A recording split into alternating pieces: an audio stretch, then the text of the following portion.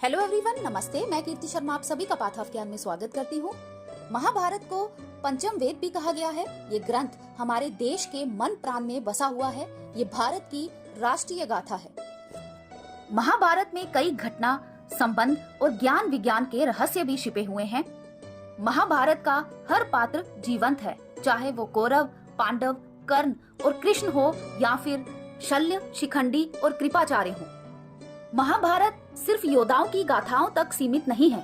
महाभारत से जुड़े शाप, वचन और आशीर्वाद में भी रहस्य छिपे हैं।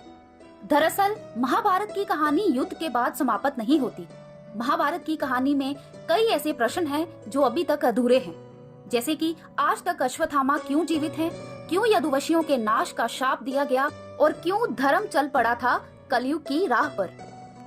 महाभारत के कई ऐसे रहस्य हैं जिनका अभी सुलझना बाकी है। आज की वीडियो में हम कुछ ऐसे रहस्यों की बात करेंगे जिसे शायद ही आप जानते हो। सबसे पहले है 18 का रहस्य। कहते हैं महाभारत युद्ध में 18 संख्या का बहुत महत्व था। महाभारत की पुस्तक में 18 अध्याय हैं।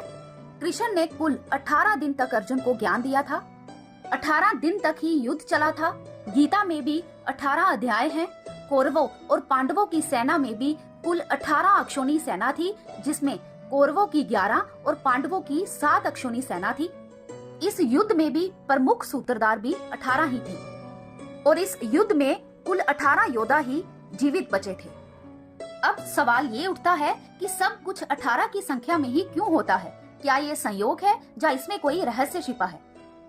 क्या आज भी जीवित हैं अश्वत्थामा? विज्ञान ये नहीं मानता कि कोई भी व्यक्ति हजारों वर्षों तक जीवित रह सकता है।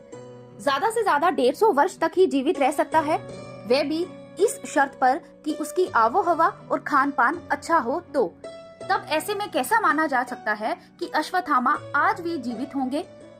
महाभारत काल में विमान और परमाणु अस्त्र भी थे। मोहनजोदड़ो में कुछ ऐसे कंकाल मिले थे जिसमें रेडिएशन का असर था। हिंदू इतिहास के जानकारों के मुताबिक 3 नवंबर 5561 ईसा पूर्व छोड़ा हुआ ब्रह्मास्त्र परमाणु बम ही था। कौरवों का जन्म एक इतिहास।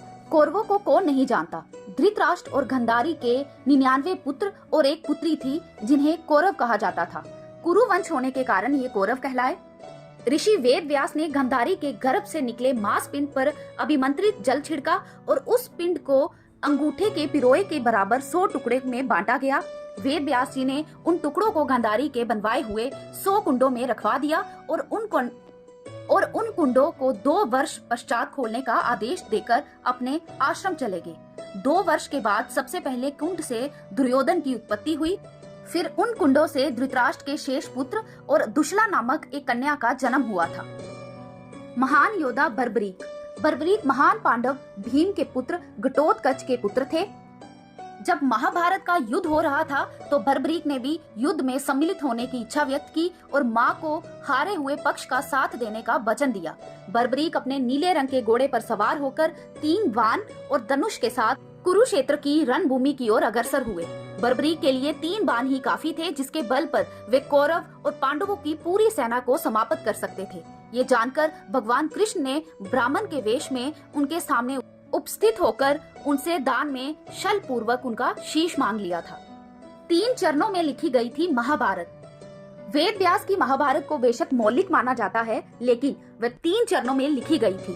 पहले चरण में 8800 श्लोक, दूसरे चरण में 24,000 और तीसरे चरण में 1,00,000 श्लोक लिखे गए। विदेशी भी शामिल हुए थे महाभारत युद्ध में।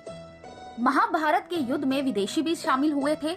एक और यहाँ यमन देश की सेना ने युद्ध में भाग लिया था, तो वहाँ दूसरी ओर ग्रीक, रोमन, मैसिडोनियन आदि योद्धाओं के लड़ाई में शामिल होने का प्रसंग आता है। इस आधार पर ये माना जा सकता है कि महाभारत विश्व का प्रथम विश्व युद्ध रहा होगा। तो ये थे महाभारत से जुड़े कुछ रहस्य। आई होप ये वीडियो आपको अच्छी लगी होगी। प्लीज हमें कमेंट करके जरूर बताएं और ऐसी ही इंटरेस्टिंग वीडियोस के लिए please like, share and subscribe my channel. Thank you so much.